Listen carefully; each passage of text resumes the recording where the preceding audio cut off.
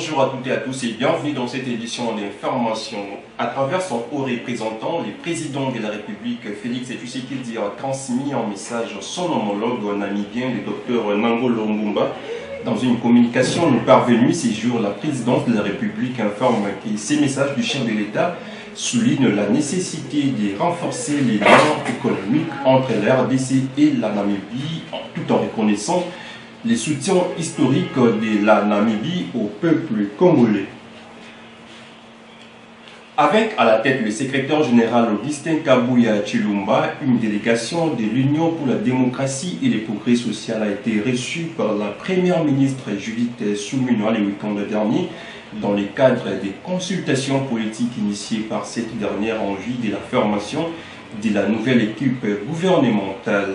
Porte-parole des circonstances, le député national Louis Makutano a salué, lui, ces consultations initiées par la première ministre. À l'opinion, c'est juste un rythme normal, comme cela a été fait par les autres formations politiques. Et aujourd'hui, le 19, c'était le tour de l'Union pour la démocratie et le progrès social. Nous avons suivi avec intérêt la communication du Premier ministre, ses orientations, et il a pu accorder la parole, s'il y en avait, justement pour apporter la nouveauté et que nous puissions aussi contribuer par rapport à l'œuvre qu'elle est en train d'exécuter selon la mission qui lui avait été confiée par le premier d'entre nous, qui est le président de la République, chef de l'État. Par rapport au message, je crois que nous avons été en face d'une première dame très déterminée à répondre positivement, surtout aux 6 axes édictés par le président de la République. Elle est soucieuse justement de l'accomplissement et cela ne peut être possible si et seulement aussi elle est accompagnée par les hommes et les femmes dignes, consciencieux et qui savent quel est le rôle d'un membre du gouvernement au sein de cette équipe. Et par conséquent, l'UDPS a pris avec beaucoup d'intérêt justement l'appel de la Première ministre et bien entendu, nous allons retourner dans notre quartier général, justement avec les autorités, pour statuer et proposer ce qu'a été la demande de la Première ministre. Comme vous le savez, le rôle d'un parti politique, c'est de conquérir le pouvoir et de le garder le plus longtemps possible. Et ce n'est pas un secret pour personne. Les seuls partis majoritaires aujourd'hui dans notre pays, c'est l'Union pour la démocratie et le progrès social. Vous comprendrez quelle importance que l'UDPS accorde justement dans le sens de la gestion et surtout l'intérêt que le peuple doit tirer tout au long de la gestion de l'UDPS. Et nous y pensons que l'histoire nous renseigne. Même quand on a eu à assister dans les débauchages dans notre pays, vous comprendrez que la qualité et surtout ce que veut le peuple ne se retrouver qu'en l'Union pour la démocratie et le progrès social. Maintenant là, nous sommes conscients et notre parti va pouvoir proposer les hommes dignes et les femmes dignes pour répondre positivement aux aspirations de notre peuple. Premièrement, nous attendons que nous puissions nous mettre au travail pour répondre, comme je l'ai dit tantôt, aux aspirations et surtout à la demande de notre peuple. Et la Première ministre avait expliqué à l'équipe comment le président de la République avait émis le vœu de voir les 6 actes être une réalité et non un slogan. Et par conséquent, cela devait être à l'œuvre si vraiment il y a des gens qui vont accompagner cette vision. Et j'y pense, en commençant par mon parti qui est l'Union pour la démocratie et le progrès social, nous n'avons jamais été pressés, mais nous sommes prêts.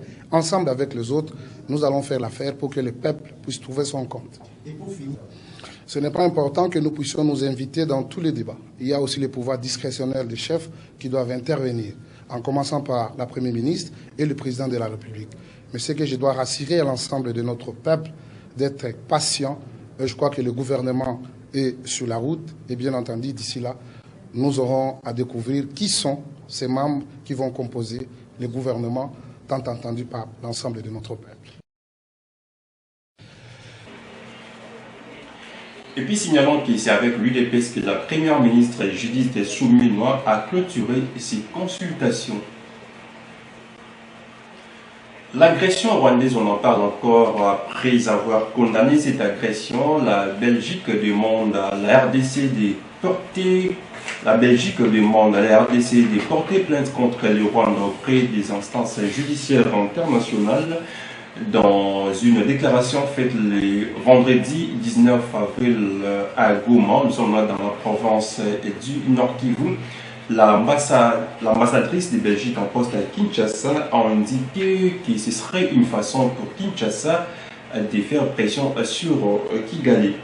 Une façon de faire pression, c'est que les Congo introduisent une plainte auprès de la Cour internationale de justice pour le non-respect des frontières internationales, parce que les Congo l'a déjà fait contre d'autres pays comme par exemple l'Ouganda, et a obtenu gain de cause et réparation pour le mal qu'il a commis, a déclaré Roxane de Building devant la presse.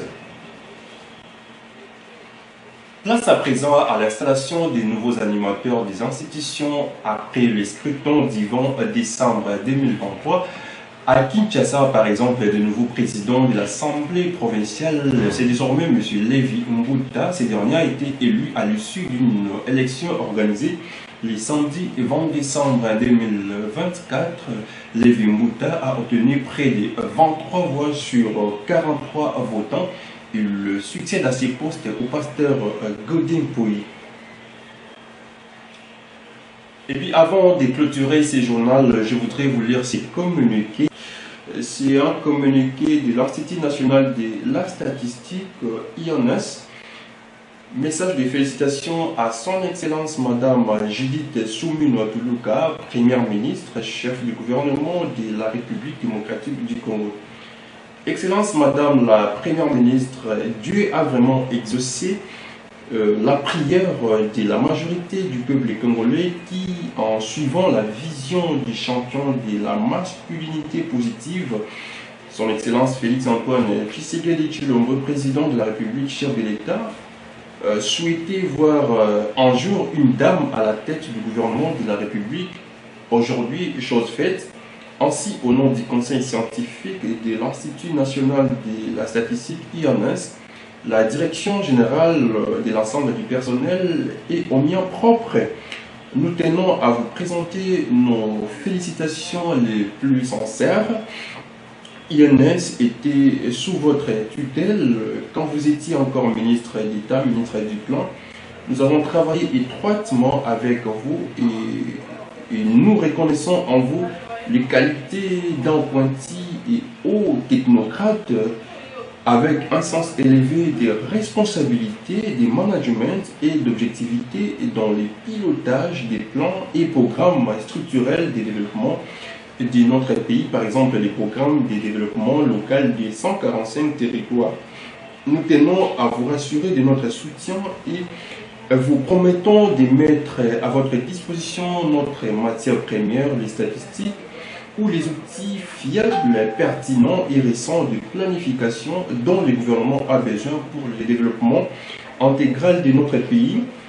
La gamme de ces statistiques sera en outre enrichie durant votre mandat par les données du deuxième recensement général de la population, de l'habitat, pour lesquels son Excellence, Monsieur le Président de la République, chef de l'État, s'est notamment déjà engagé lors de la 130e réunion du Conseil des ministres du 22 mars 2024 en disant « Je tiens à la réalisation du deuxième recensement général de la population pour que notre pays soit en mesure de mettre en place des politiques socio-économiques et démographiques nécessaires pour la conduite des affaires nationales à moyen et long terme, visant une répartition équitable de la richesse, des services publics et des postes représentatifs dans tous les pays.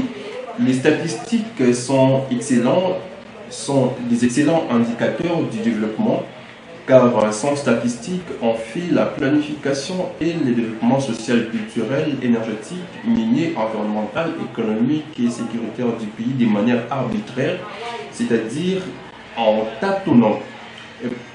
Pour ces faits, nous sollicitons votre implication personnelle cette fois-ci afin que l'INS ait les moyens financiers nécessaires pour vous fournir les statistiques dont votre gouvernement a impérativement besoin pour sa politique. Nous vous félicitons encore une fois, Excellence, Madame la Première ministre. Nous vous félicitons encore une fois. Nous vous félicitons encore une fois, Excellence, Madame la Première ministre, de l'histoire de notre pays, la République démocratique du Congo. Que l'Éternel Dieu de Lumumba, de Simon Kimbangu et d'Étienne Tshisekedi Wamulumba, de mémoire, vous assiste et vous protège dans vos hautes et nouvelles fonctions. Message signé Kongolo Lumba Sébastien. Ainsi s'achève cette édition d'information. Un journal réalisé par Paul Karmi Kazadi. Merci à tous de nous avoir suivis. À la prochaine.